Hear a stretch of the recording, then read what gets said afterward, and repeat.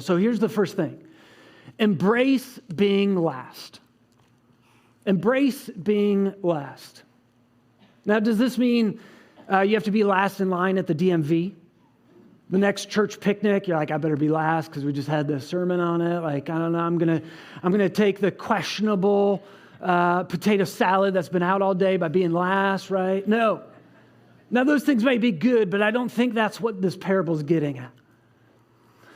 This parable is getting at, look, when you feel like you are behind everybody else, and it just seems like everybody around you has the blessing of God and they've been chosen for something and you've been down and out and there's one hit after another and you've just been feeling in the dumps like God has passed you over for everything. You remember the blessing of God that is on each and every one of us. And even though you feel last in those moments, you remember that God's grace is given to you as well. And so you embrace being last. And you hold on to the promise that the last will be made first. You embrace the goodness of God for everyone. And your feeling of being last may be a lie. And it's not that God is passing you over for everybody else. But maybe it's because we've been using the measurement of the world.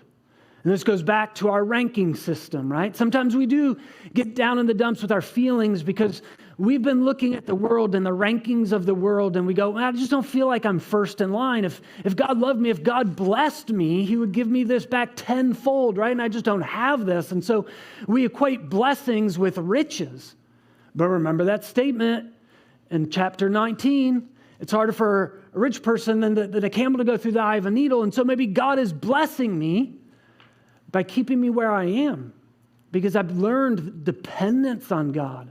And I'm learning a whole lot more by not having what the world says I need to have, but I'm having what God says I need to have.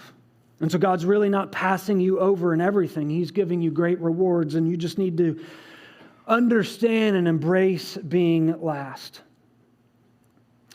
See, if it is all about being first in line, then the rich young ruler in chapter 19 had everything. After all, isn't this what Judas had? Judas, the other one where this friend accusation was given.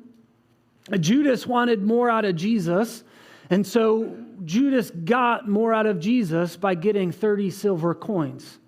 And Judas got exactly what he thought he needed to get to the front of the line, to get what his heart desired. Judas didn't want to be last. He wanted to be first, and he got it, right? He got exactly what his heart wanted.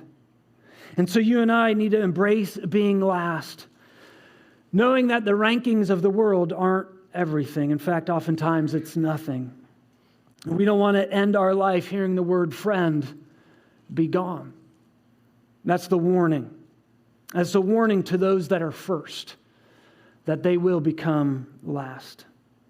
Remember, those in the parable that did come last, they were chosen at 5 o'clock to start the work hour. They didn't have any promise of payment. But they embraced their work and were still given great grace and mercy in that moment. And were made first.